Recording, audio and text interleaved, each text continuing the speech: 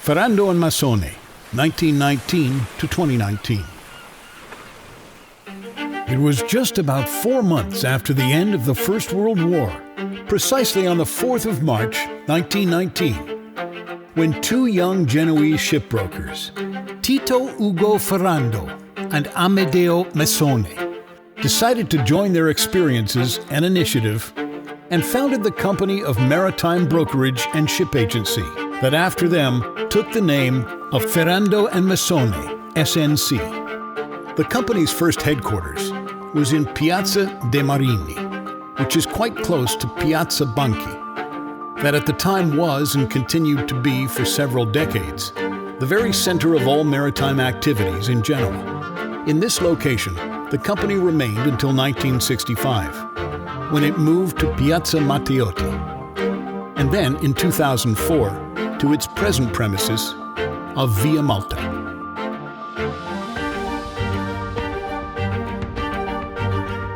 In the years between the two world wars, F&M prospered, and in the 30s, it even became a well-reputed ship-owning operator, with units that stood out for quality, maintenance, and manning. In the first 60s of the last century, the founders decided to retire, and in 1965, the company was definitely taken over by the Fertonani family, Avio and Elio. The new management, however, wished to maintain the company name of Ferrando and Massone in memory of the founders, and on account of the reputation related to the name. Today, the helm of the company is in the hands of Guido and Luca Fertonani, Elio's eldest sons. The new owners brought in the company a breath of enthusiasm and innovation, marked by a gradual dropout of the company's traditional activities, such as vessels agency, and the focusing on the new ones that in those very years had started to dominate the market. In particular, the S&P and chartering brokerage of ro-ro, ropacks, and ferry vessels, and later the container carriers. Mr. Ferrando and Mr. Massone would have hardly imagined the great turn that this new type of units would have aroused in the shipping world. They were the great success of the 2-3 decades from the middle 60s to the middle 80s, early 90s. And F&M, as it began to be known, set their footprint in this field, earning a sound reputation amongst the specialists of the sector.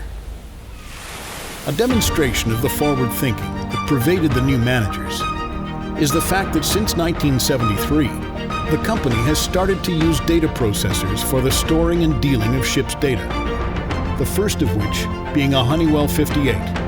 This, for the time, was a revolutionary way of handling and processing vessels' data. It gave the possibility of satisfying in a very short time any request for information regarding the units in the market.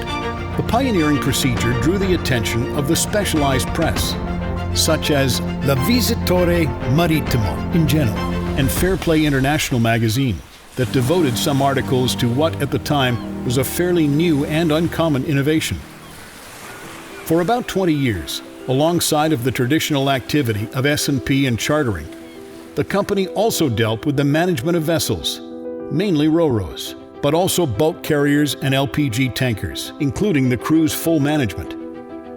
In the early 80s, the company's activities were implemented by the purchase of a small workshop for ship repairs, located inside the port of Genoa.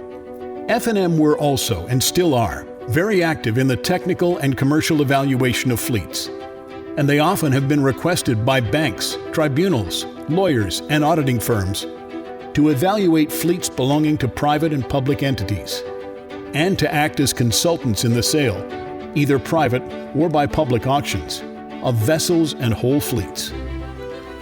Another important business, started in the 80s and still very active, is the brokerage for new building units. Over the years, many important contracts were concluded for the account of Italian ship owners with Italian, Far East, and European shipyards for the building of tankers, ro-ros, and bulk carries. Some 10 years ago, the company also resumed the activity for a long time set aside in the sectors of the dry cargo and cruise ferries. Guido and Luca have always preferred to keep a not too large size, in the belief that maintaining the company into more familiar dimensions would help to better concentrate and make the most of the individual capability, dedication, and commercial skills. This policy seems to have paid off, considering the reputation of seriousness, capacity, and reliability that F&M has been able to attain in these 100 years. The challenge and commitment for the future is not to dissipate this heritage of experience, reputation, and knowledge that has been accumulating over the years, but to endeavor to preserve and strengthen it, and to never cease acting, keeping always in mind what Elio Fertonani used to say. First of all, we have to respect our clients and behave as if their interests were ours. We might not finalize a specific deal, but our principals must always feel that we did our utmost to satisfy their demands, beyond what may be our own interest. Ferrando and Massone, for 100 years on the crest of a wave.